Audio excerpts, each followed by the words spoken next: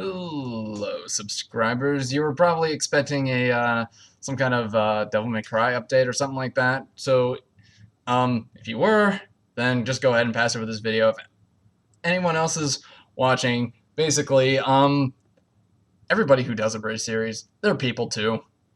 You might not think so, but most of them are. Well, just recently, me and Remi here took a vacation to go to Katsucon, which was in Maryland, and we just got back home and have a couple of stories possibly to share with you guys. Where do you want to start?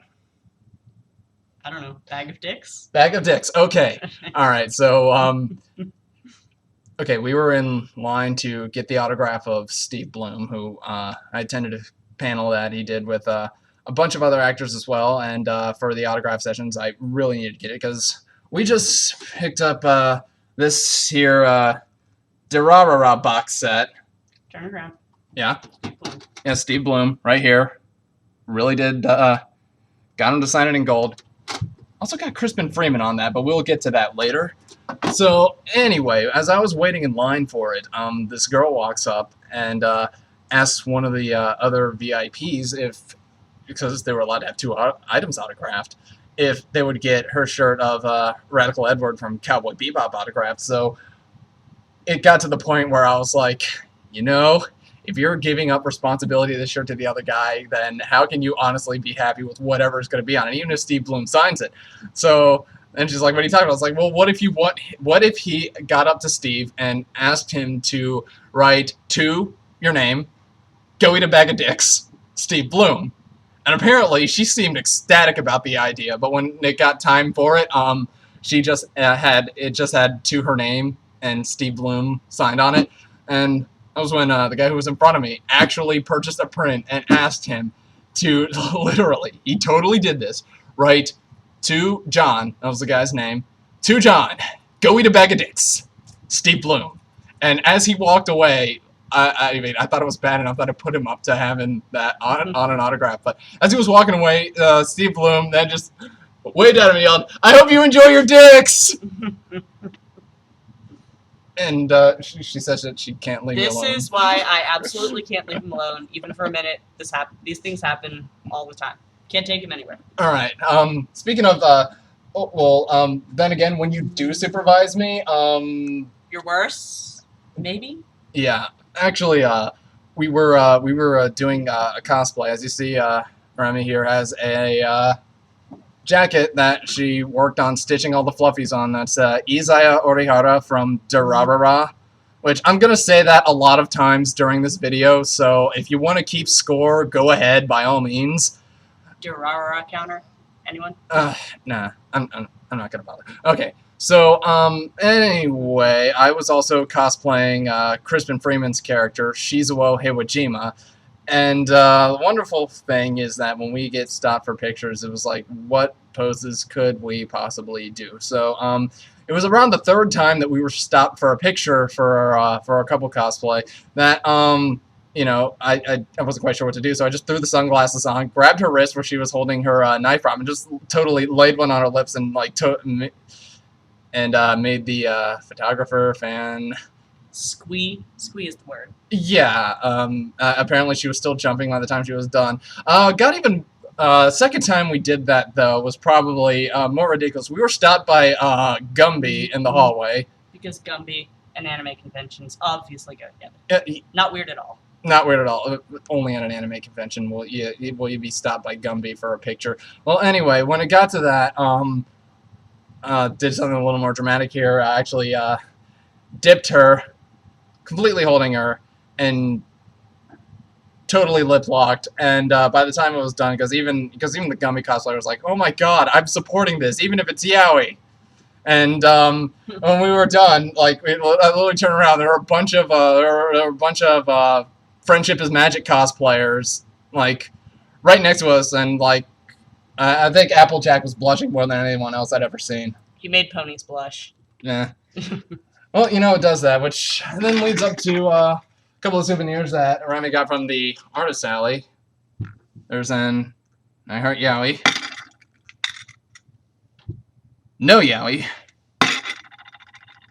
And hentai. Can you elaborate?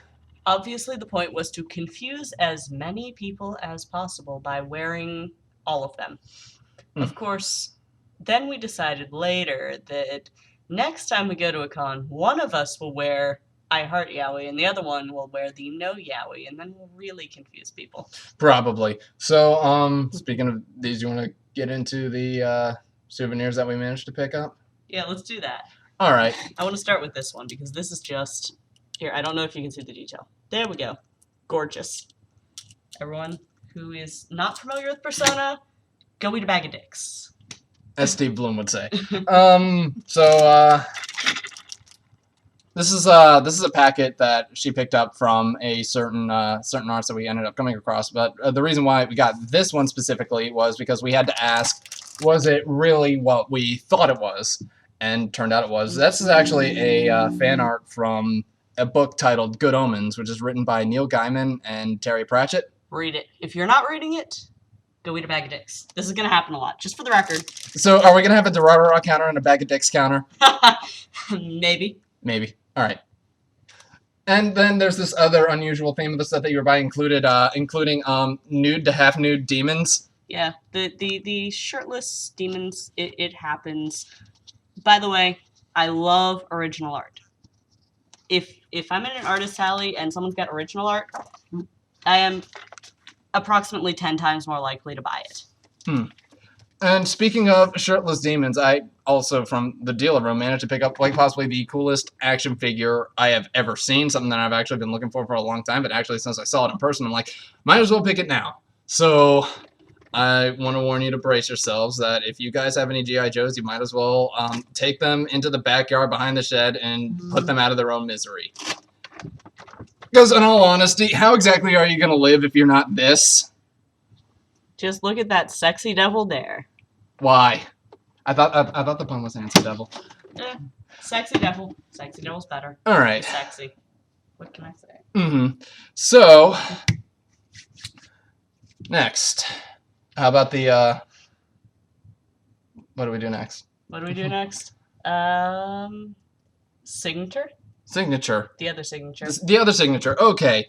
So, I actually was at work one day, and this was like back when we got our, back when we were getting a room reserved for this convention. This is like a couple of months ago, but apparently I get a text message from Remi saying that, oh, by the way, Crispin Freeman is going to be at this convention, and I like literally, all right, now we all follow different actors and stuff, but Crispin Freeman is like the one that I put above everyone else simply because he plays too many of my favorite characters. He plays Alucard in Hellsing, that's the obvious one. Shizuo in Durarara. He's also Siegfried in the Soul Calibur series. Let's see, anything? Oh yeah, and for anybody who likes the classics, he's also Mr. Zelgadas in The Slayers. So we actually got Crispin Freeman to autograph the Abbey Road image on this Durarara lunchbox, and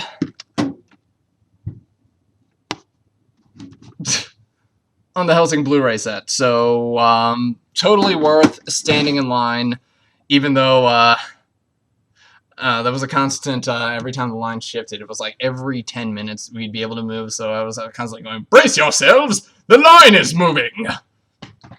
By the way, you forgot the adorable plushie bat named Alucard. Alright, go grab it. Go on with your thing. Oh. And of course, since Funimation was handing these things out for free, thought might as well get 2 of these since they're double-sided. Seriously, Hellsing sketch. Right, on to original art. These are 2 plushies that Remi picked up from the same artist, if you can't tell. She named this one Alucard thanks to the color scheme, and Batman here. Obviously. Right. So, now for a little bit of fun part, because not every convention goes well, so it's time for some con rage. Okay, but you still forgot your pins. I can do that later. Okay, All right. Conrage, go on. Conrage. So we all have, when we have our own stories from conventions, we all have that thing that we hated.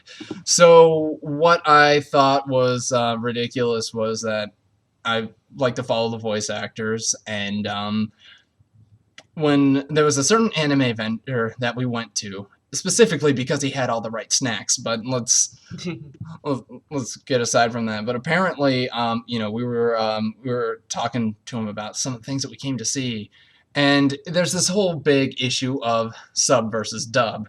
Now, the reason why I follow voice actors is because I think that I won't watch a dub unless I think it's absolutely brilliant. I mean, there's Helsing here, which is the obvious thing that I keep flashing, and now time to add to the Durarara counter once more, because this thing over here, after watching a couple episodes of it, I'm basically under the impression that it is probably the best English dub of anything ever produced.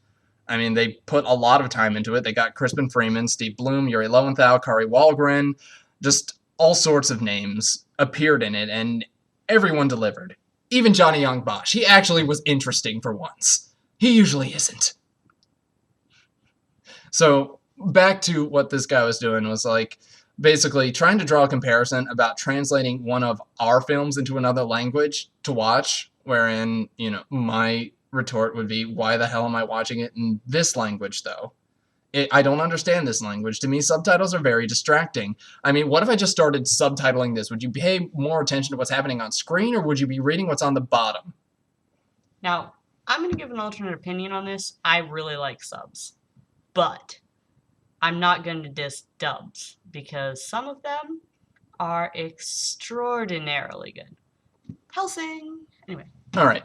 So anyway, this guy tries to basically pander his favorite thing on us as the best dub ever made. It was like, what was it called? Those Who Hunt Elves? Those Who Hunt Elves. Which I have no clue what it was.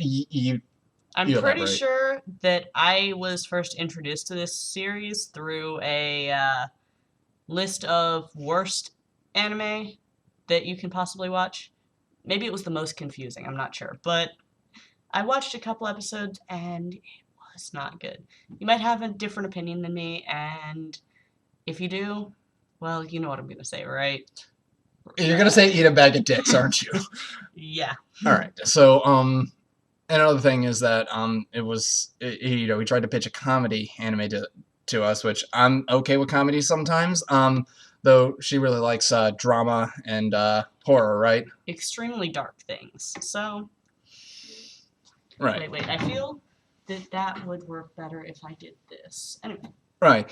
So, yeah. I really wanted to tell the guy to his face that, he was basically shitting all over what I came to the con for, and that I wasn't going to be buying any of his merchandise, but he was the only person selling mochi, so we had to deal with it. Mochi. All the mochi. Hey, if you guys want to send us mochi, totally cool with that. Oh yeah, why don't you just give out our address while you're at it? Okay. Don't. I'm not really going to. So, moving on. There was another thing about con rage is apparently cosplay can lead to con rage. I actually cosplayed as the Virgin one. Virgin? No, version. Virgin. Nah. I cosplayed as the version 1 costume for Dante, which was from the first Devil May Cry game. And what was hysterical, though, is that every time I was stopped, it was, what is your opinion on the Devil May Cry reboot? And, I had I was just basically humoring them while speaking about it. But then it got to a point where when we were getting in line for the Crispin Freeman autograph, that we were stopped by it was like a bunch of Naruto and Bleach cosplayers. Like, they started going, good Dante, you're here. Bad Dante's in the line too. Don't look at him. And I'm like, well, you could call him Bad Dante. Personally, I don't like the character. I just call him the other guy and don't even use Dante in the name.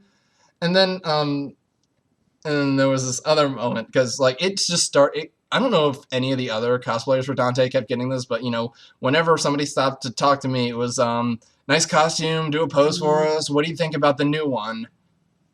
But it got to a point where we did this other acting workshop panel where and this was done by a couple of Funimation guys, which when ADV Films went over, they originally had the rights to Devil May Cry, the animated series. But when they went over, Funimation got distribution rights so it could still be made, and that was how the third disc of the Devil May Cry animated series was able to get out. So, well, the people holding the panel initially were like, so did you watch the animated series? I was like, yeah, I actually bought every DVD like the day they were released. So, I ended up getting to play around with, pretending to be the characters. Like, so what do you never get on your pizza? Olives. And I love strawberry sundaes. So, after that point, then the people who were holding the panel asked, so what do you think about the new Dante, or Dante as he's been called? And they're like, it's like, I'm your prom date. And then I had to jump in and go, who am I? I'm your prom date, you ugly sack of shit! Except I didn't get to say shit. Well, there were other people there. Alright, so I thought it was a little bit funny that apparently they got really off subject from what they were doing. But I played along with them. It was fun, and I'd like to cut in that technically it wasn't off subject because they had him playing a character. Right. They had me try a cold read, and because it was all on a volunteer basis. I really wanted to try it. And what was really interesting about it was seeing how they took how everyone else was taking directions, and really paying attention to the constructive criticism that I guess you'd say they were entry level from the work that they've done previously. I mean, they were legitimate voice actors. They both appeared in Dust and Elysian Tale, which Crispin Freeman also he also pimped the hell out of, since a bunch of his students appeared in the game. Speaking of Crispin Freeman and pimping, check out voiceactingmastery.com. He does a podcast, and it's actually really fucking awesome. It doesn't have to be pimped out, but it's Crispin Freeman, and I like what he does. So, speaking of Crispin Freeman, first panel we went to that had Crispin Freeman, he hyperventilated. I thought he was going to pass out before we got through the line. I know, and when she told me that, I was like, oh, come on, we're only meeting a god here. Alright, maybe that's a little too sacrilege of me, but, and another thing is, even though this is something that I never really took interest in, a friend of mine actually reads the manga for this, even though he said that the animation wasn't as great because of a couple changes in a couple characters, but, one of the guys who was holding the cold read panel, if you'd want to call it that, was a narrator for Toriko, and this guy actually was pretty fucking brilliant and hilarious. The panel was, so you want to be a voice actor. Yeah. Well, I didn't remember the name, okay? So sue me. I did. What? I did. Oh. Yikes. So, let's see, any other fun stories that we had? Well, how about you tell them a little bit about your experience of being a detective? My experience of being a detective. For like 10 hours. How about I don't tell them about my experience being a detective, and I do tell them about the one thing that really irked me about being Isaiah. Something irked you about it? Okay, so it was just one little event that irked me, which was someone being like, "There's Isaiah! I want to hug all the Isaiahs!" Which, of course, led to me scooting around the other side of him, because don't hug without consent. It's bad. Bad. No touching. Right, and speaking of which, there was another panel that we saw that was basically about how anime culture has changed the perception of consent. Or how the perception of consent has affected anime culture. Whichever you want. It's either or. But anyway, train of thought. Where was I going? Had one. That just because you're an OTP doesn't mean everything's forgivable. Well, there's that, but no, it wasn't about the panel. It was about the event. Okay. About the Isaiah thing. About the Isaiah thing. All right. Yeah, I can't remember. Go on. You can't remember? Go on. Mm-hmm. Okay. So long story short, there were some good moments. There were some bad moments. Mostly had fun. Also took a lot of pictures, which a reel of that is going to be following shortly after. If you would like to rage at me for not making a Devil May Cry Abridged episode, go ahead. I'm not going to pay attention to it. I'm just saying, not until I get some equipment to begin recording for another series. In the meantime, I'm going to pimp something else out. I have another account under the name of Silent Brotagonist where I'm working on another Abridged series. It's Persona 4 the animation. We already have an episode up. If anyone previously was following my channel, it got removed from copyright claims from my original one. So be sure to follow it there. Should have another episode coming up soon. Katawa Shoujo. Oh, that? What about it? I never made that face. Just wanted to say. Oh, yeah. If anybody ever played Katawa Shoujo and you see the part with the lemon-flavored lubricant, she didn't make that face. Good night, everyone!